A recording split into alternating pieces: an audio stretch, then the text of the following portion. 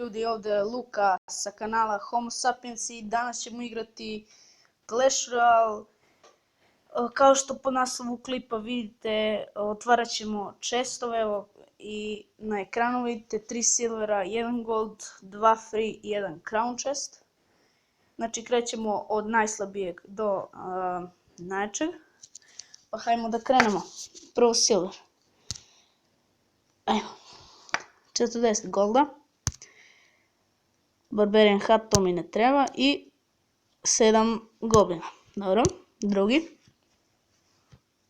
48 golda.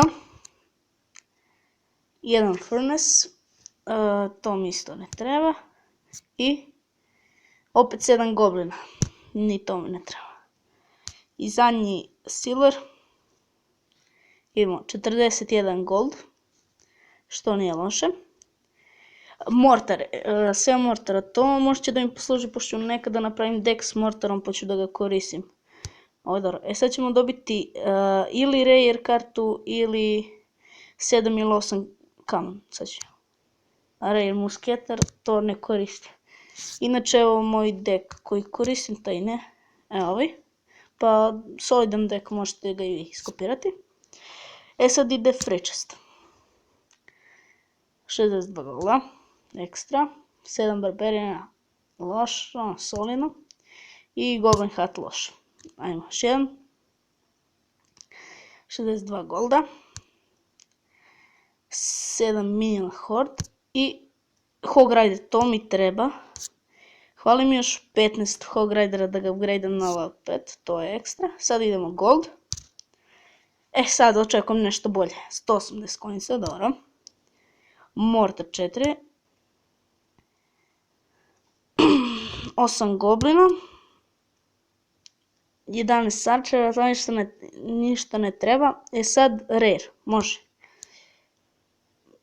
To, mini peka.